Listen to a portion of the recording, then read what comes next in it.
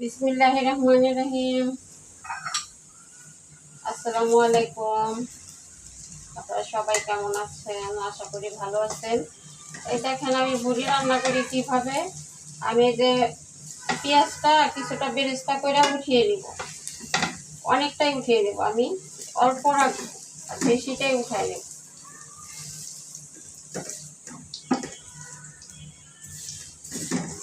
এই যে দেখেন এখানে আমি এখন মশলা দিয়ে দিব। আমি এই যে রসুন অনেক কেটে দিচ্ছি,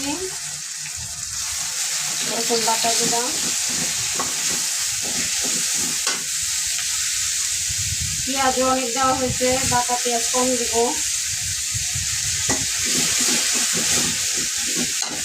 এটা হলো কাঁচা মরিচ বাটা দিয়ে দিলাম।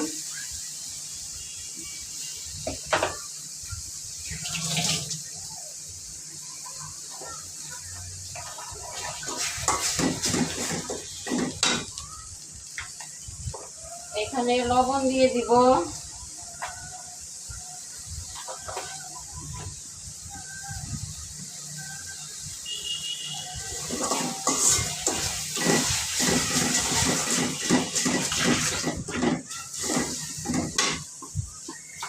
আমি আর একটু তেল দিয়ে দিব, যদিও ভুড়ি থেকে তেল উঠবে অনেক।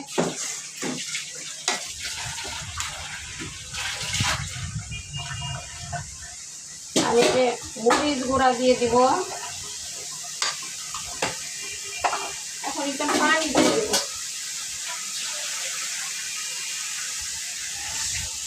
মশলাটা না হয় পুড়ে যাবে। অনেকে আছে তেলের মধ্যে দেয় গুঁড়া মশলা, আমি দিই না, আর মশলাটা পুড়ে যায়। এখন আমি জালটা একটু বাড়িয়ে দিব। এখন একে একে সব মশলা দিয়ে দিব। এখানে যে সজের গুঁড়া দিয়ে দিলাম 1.5 চামচ। আসলে ভুড়ির মধ্যে মশলা কিন্তু একটু বেশি লাগে। আপনারা আমার বয়স শুনে অবশ্যই বুঝতে পারতেছেন যে আমি একটু অসুস্থ, শরীরটা খুব একটা ভালো না। হলুদ গুঁড়া দিয়ে দিলাম।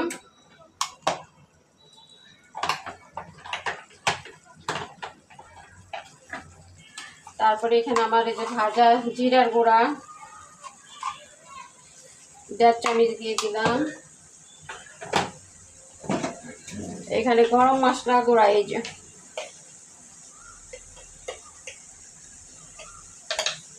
বেশি দিলে আবার গন্ধ লাগবে।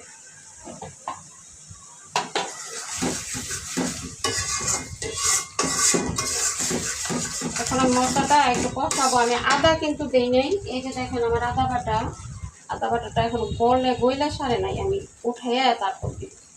দেওয়া যাবে হয়তো করে বলতেছে, হালকা দিয়ে দেই, পরে আবার দিয়ে দিব, কারণ ভুড়িটা তো অনেকক্ষণ কষাইতে হবে।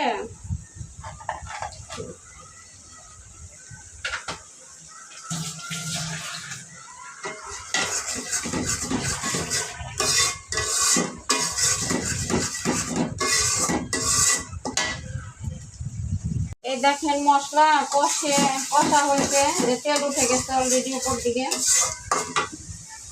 এখন আমি এই যে ভুড়িগুলা দিয়ে দিব। এটা পাতলা ভুড়ি, মোটা ভুড়ি আমার এখনো কাটা হয়।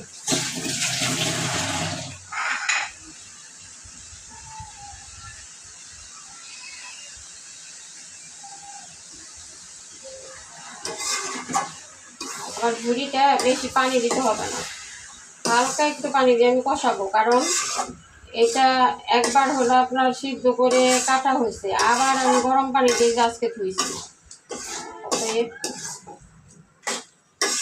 খুব একটাই করতে হবে না।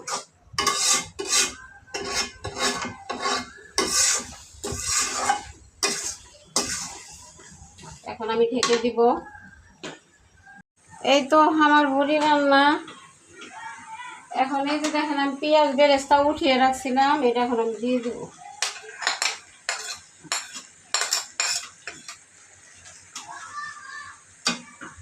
এটা এখন কিছুক্ষণ নাড়বো, নেড়ে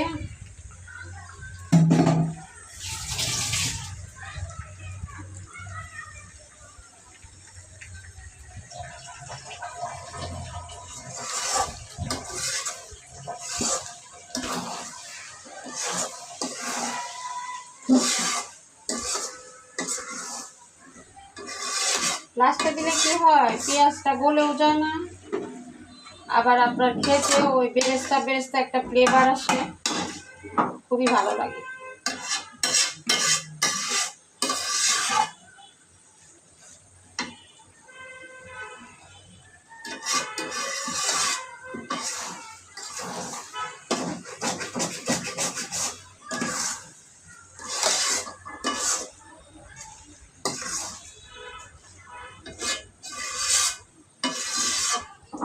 এটা আমি এখন আরই করবো না, খাওয়ার আগে আবার এটা গরম করতে হবে, কারণ এটা তো জমে যাবে।